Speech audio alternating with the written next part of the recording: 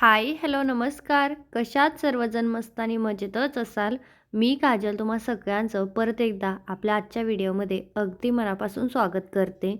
तर आज फायनली मी ठरवलं होतं की मला अशी मोठी देवीची ही करायची आहे, पूजा करायची आहे म्हणजे मांडणी. तर त्यासाठीच मी इथं नाही मुनिया पैठणी घेतली ब्ल्यू कलरची. पण मुनिया पैठणीचा काठ जो आहे ना, मी नोटीस केलं. तर पहिल्यांदा मी या सगळ्या साडीला ना प्लेटा टाकून घेणार होते, पदर वगैरे करून, इस्त्री करून सगळं. ही इतकी जास्त सॉफ्ट सिल्क साडी आहे ना, की एकदम चापून चुपून बसते. इतकी बारीक घडी होती याची. पण याचा काठ खूप जास्त लहान आहे. तर मला वाटत होतं, की होईल का नाही. पण म्हटलं नवीन आहे. नवीन तर माझ्या घरामध्ये खूप साऱ्या साड्या आहेत. पण तरी पण मी ही वाली सिलेक्ट केली. मला असं वाटलं, की हा ब्ल्यू कलर खूप उठून दिसेल. तर म्हटलं चला ट्राय करूयात. आणि सगळ्यात पहिलं म्हणजे पहिल्यांदाच मी असं काहीतरी करते आणि मला भीती वाटत होती, की मला येतंय की नाही. कारण ज्यांना प्रॅक्टिस असते, सवय असते त्यांना हे पटकन जमतं. पण मी असं कधी काही ट्राय केलं नाही आत्तापर्यंत. मग म्हटलं करूयात आणि वेगळं असं काहीतरी करायला खूप आवडतं. म्हणजे आता हे तिसरं रूपसुद्धा देवीचं माझं वेगळं झालेलं आहे आणि चौथंसुद्धा काहीतरी वेगळं होईल. चौथ्याचा अजून विचार नाही केला, बघूयात लास्ट उद्यापनाच्या वेळेस. तर मी इथं ना पदर ब्लाऊज पीस काढला, कारण ब्लाऊज पीस ह्याच्यात ना पैठणीचा असल्यामुळं थोडासा जाडसर आहे. तर त्याच्यामुळे बिलकुलच व्यवस्थित बसली नसती बघ साडी, त्यामुळं. आणि त्यानंतर मग उरलेल्या साडीच्या ना मी अशा प्लेटा टाकल्या.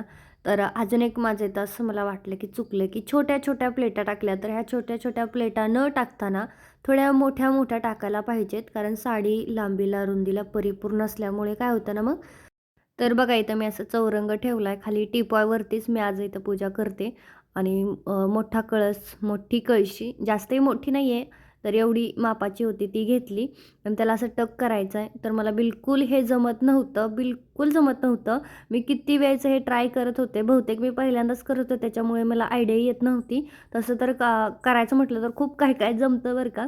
पण हे काय माहीत प्लेटा अशा खाली-खाली वर होत नव्हत्या. म्हणजे जे आतला पार्ट राहतो ना, आतल्या प्लेटांचा पार्ट, तर तो बाहेरच्या साईडला दिसत होता. मला हे बिलकुलच जमत नव्हतं आणि ते छान पण दिसत नव्हतं. कसं करते मी नेमकं ती कळशीच्या आतमध्ये कपडा टाकायचा आहे, की कळशीच्या बाहेरून टाकायचा आहे, ते सुद्धा समजत नव्हतं. म्हणजे आयडियाच येत नव्हते बघा. मी असं काय-काय करत होते, पण हे उलटं-सुलटंच होत होतं. शेवटी म्हटलं आता हे मोबाईल बंद केल्याशिवाय आपल्याला सुचणार नाही. त्यामुळं पहिलं गेली आणि मोबाईल बंद केला. चार्जिंगला लावला, कारण स्विच ऑफ होत आला होता. आणि जमतंय की नाही, जमतंय की नाही ह्या हिशोबावरती माझं सुरू होतं. आणि हा नारळ ना माझा मला वाटतं आता किती महिने झाले असतील. पण इतका जास्त ग्रोथ होती ना, मी बाहेर उन्हात वगैरे काही ठेवत नाही. माझा इथंच असतो कंटिन्यू, तरी पण इतकी मस्त अशी ग्रोथ होते ना त्याची. आणि कुठे सुकत नाही की काही नाही. आणि फायनली मोबाईल स्विच ऑफ केला. त्याच्यानंतरच मला ही साडी नेसवता आली, ती सुद्धा दुसरी. मी म्हटलं तोच इश्यू झाला होता ह्याच्यामध्ये. तर मुनिया पैठणीचे जे काठ आहेत ना, आपण म्हणतो बॉर्डर, ते खूप नाजूक येत होते. तर बिलकुलच व्यवस्थित दिसत नव्हतं ते. एकदम लहान-लहान काहीतरी वाटत होतं. त्यामुळे ही मोठ्या काठाची साडी मी इथं बघा घेतली. जास्तही मोठा काठ नाही, पण याच्यापेक्षाही जर तुमचा मोठा काठ असेल ना, तरीसुद्धा खूप सुंदर दिसेल असं माझं मत आहे. माझ्या आजच्या एक्सपिरियन्सवरून, अनुभवावरून मी तुम्हाला सांगते. कारण मी सुद्धा माझा हा पहिलाच अनुभव होता, पण छान होता. आणि त्याच्यानंतर हे मला असं डेकोरेट करायचं होतं फुलांच्या पाकळ्यांनी, की ह्याच्यामध्ये नेमकी फ्रूट ठेवू. मला काही समजत नव्हतं. म्हणजे आज मला थोडंसं हे झालं होतं. आपण कोणतीही गोष्ट फर्स्ट टाईम करतो ना, तर खूपच असं समजत नाही पटकन, की इथं हे करावं का, तिथं ते करावं का. आणि फायनली तर देवीचं रूप माझं तयार झालं आहे. मला ना तो असं वेगळावाला मुखवटा आहे ना, तर तो मला पाहिजे होता. एका Instagram आयडीकडे आहे तो मुखवटा, पण आता यावर्षी नाही. आता पुढच्या वर्षीच मी तो घेईल. मला असं वाटतंय हाही ह्या साडीला खूप सुंदर दिसतोय. मागच्या वेळेस मी लावला होता ना हा मुखवटा, तर मला असं वाटत होतं, की हा खूप मोठा वाटतोय त्या साडीच्या हिशोबाने. पण आज मी इथं मोठी साडी नेसवण्याचा प्रयत्न केलाय, तर मग आज हा मुखवटा परफेक्ट वाटतोय, असं मला वाटत होतं. तुम्हाला नक्की कसं वाटतंय ते मला कमेंटमध्ये सांगायला अजिबात विसरू नका. आणि मी घातलेला हा ₹180 चा ड्रेस तुम्हाला पाहिजे असेल, कमेंट बॉक्स चेक करा, कारण खूप सुंदर क्वालिटी आहे. 180 नुसतं प्राईजच कमी आहे, बाकी क्वालिटी एक नंबर आहे. मिक्स कपडा आहे, कॉटन आणि क्रेपचा असा मिक्स आहे. टिकाऊ कपडा आहे, कारण एकदम कॉटनचे घेतले ना ते टिकत नाहीत. तर आता इथं विडा वगैरे ठेवून. आणि मी ही ना एक मिशोवरून तार पण घेतली होती, ज्याच्यामध्ये हार किंवा अशा गोष्टी अडकवतात बघा, अलीकडे सोप्यावर तुम्हाला दिसते. पण तिचा कसा यूज करावा तेच समजत नव्हतं. आधी मी केली टाकून, ट्राय करून बघितलं, पण त्याने काही समजत नव्हतं. तर त्यांनी दिलं होतं की असं यूज करायचा हार किंवा नारळ काही-काही अडकवणं, चुनरी अडकवण्यासाठी. पण तसं काही मला होतंय असं वाटत नव्हतं.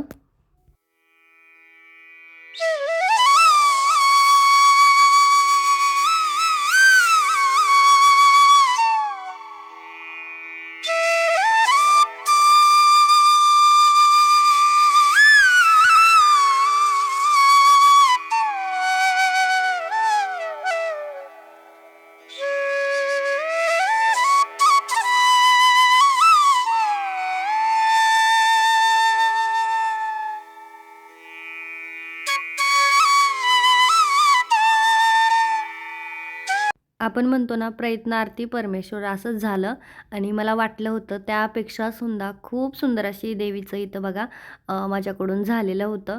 खूप भारी वाटत होतं. तुम्हाला कसं वाटलं ते कमेंटमध्ये नक्की सांगा. त्यानंतर मी इथं दुसरं एक काम हातात घेतलं होतं ते म्हणजे सोफ्याला कवर बनवायचं.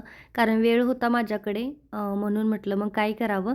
कारण कथा वगैरे पूजा मी नंतर 7:00ला करणार होते. मग अजून थोडासा वेळ होता. चहा वगैरे पिले पहिल्यांदा एकदम कडकडीत चहा पिले. आणि चहा पिऊन-पिऊनच माझी असली तब्येत आहे बरं का. पण चहा काय सुटत नाही कारण मला इतका प्रचंड चहा आवडतो, की तो लागतोच लागतो.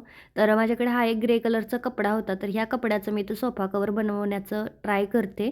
कारण होतंय असं, की ऑनलाईनचे सोफा कव्हर आहेत ना, तर ते एवढे परफेक्ट बसतही नाहीत आणि 800, 900, ₹1000 त्याला नुसतेच द्यायचे आणि जे स्वस्त आहेत ना 400, 500, 300, 400 वाले त्याच्यातून खाली सोप्यातून म्हणजे जे नेटसारखे आहेत त्यातून खाली सोप्यावरती ना अशी घाण-घाण पडते.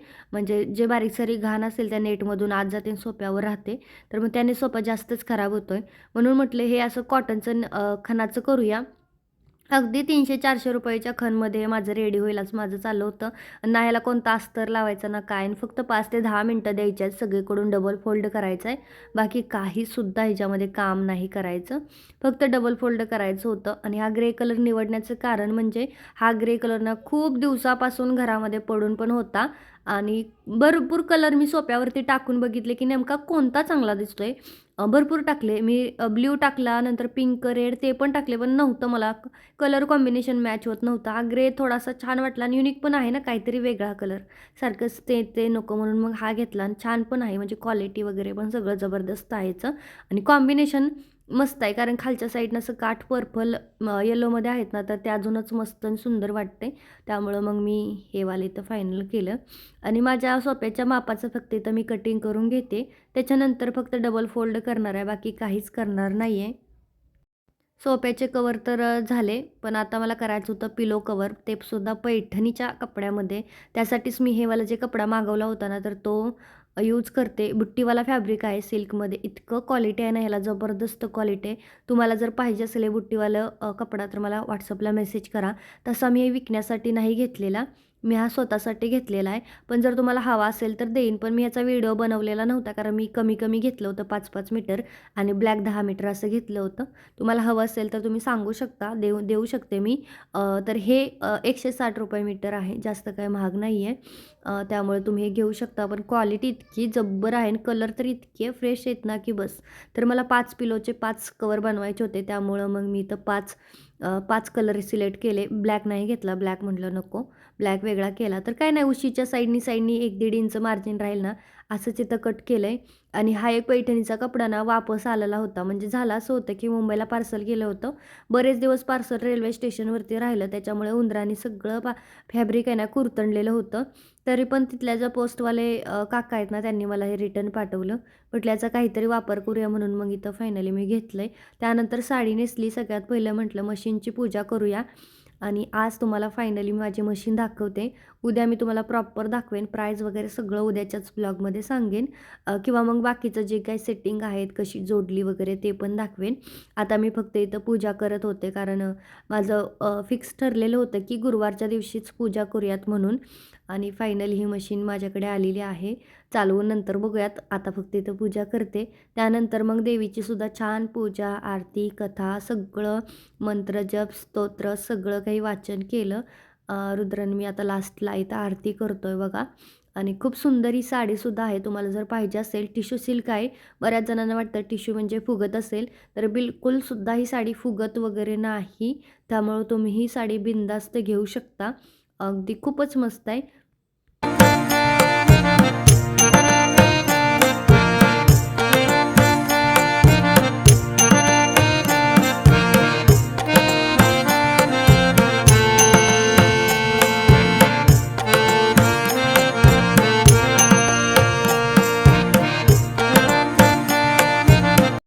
चला तर फायनली मी आता शिवायला घेते आणि सुरुवातीला कोणतीही गोष्ट चालवायची म्हणजे थोडंसं आपल्याला भीती वाटते.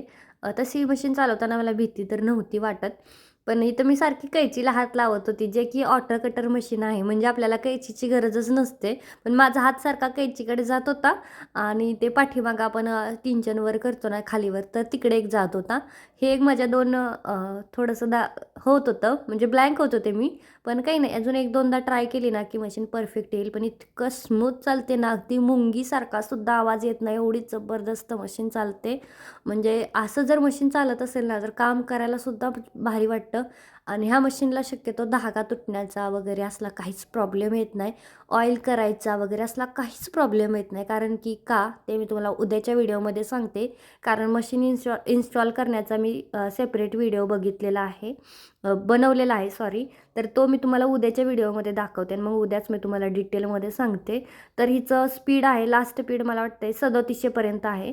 मी सध्या तरी 2000 वरतीच ठेवले स्पीड आणि म्हटलं बघूयात कसं चालते काय. अक्षरशः तुम्हाला सांगते मी, या मशीनचं वजन 1 क्विंटल आहे. 1 क्विंटलची मशीन आहे ही. मला तर ना शॉक लागला होता ज्यावेळेस त्यांनी वजन सांगितलं, की एवढं मशीनचं वजन आहे. म्हणजे जी मशीन आहे ना वरती, तीच फक्त 45 किलोची आहे आणि बाकीचा टेबल वगैरे सगळं ते 50 किलोचं आहे. तर असं 1 क्विंटल 50 का 55 तर 1 क्विंटल याचं पूर्ण वजन आहे त्यांनी सांगितलं. आणि आता मी तर सोफ्याचे कवरच घेत आहे रेडी करून. सोफ्याचे कवर रेडी झाले की मी पिलोचे बनवेन, नाहीतर मग पिलोचं उद्यावरती ढकलेन. कारण आता कंटाळा आला होता. जेवण केलं होतं मी रुद्रने, प्रसाद वगैरे बनवला, सगळं केलं. आणि एकटे असते ना मी, त्याच्यामुळे माझ्या आरामात सगळी कामं प्रॉपर होऊन जातात. जास्त काही होत नाही. आणि मला उठूच वाटत नव्हतं मशीनवरून. इतकी छान मशीन चालत होती ना, की असं वाटत होतं अजून बराच वेळ चालवावे असं वाटत होतं. आणि एकदासुद्धा धागासुद्धा तुटला नाही. मी एवढं बराच वेळ चालवली तरी. नाहीतर त्या छोट्या मशीनचा इतका आवाज येतो ना, की नुसतं व्हायब्रेट होती. खाली रस्त्यापर्यंत आवाज जातो, की ही मशीन चालवते म्हणून शेजापाजारी सगळ्यांना आवाज जातो. बाहेर मोटर असल्यामुळे, आता ह्याच्या आतमध्ये मोटर असल्यामुळे कुठेच आवाज वगैरे काहीसुद्धा येत नाही. खरंच खूपच भारी मशीन आहे बरं का ही. आणि फायनली सोप्याचा लूक हा असा काही आहे. कसा वाटला कमेंटमध्ये सांगा. तसा रुद्रने खूप हलवला होता. बराच वेळ झाला मी लावून. झोपायला जाताना मी इथं शूट घेते. कारण की मला रात्री झोपायला जाताना ना दिव्यामध्ये तेल ओतून नंतर मग दिव्यामध्ये कोणतं फूल आलंय ना हे बघायची खूप इच्छा होते. कोण कोण बघतं असं नक्की कमेंटमध्ये सांगा. आणि आता तेल वगैरे ओतून ना मी जाते झोपायला. आणि बऱ्याच जणांनी सांगितलं होतं हे तेल चांगलं आहे. तर सकाळी दिवा लावलेला आहे. अजून इतकं तेल होतं. म्हणजे तुम्ही खरंच चांगलं आहे. भेटूयात चला पुढच्या व्हिडिओमध्ये. तोपर्यंत खुश राहा, मस्त राहा. बाय.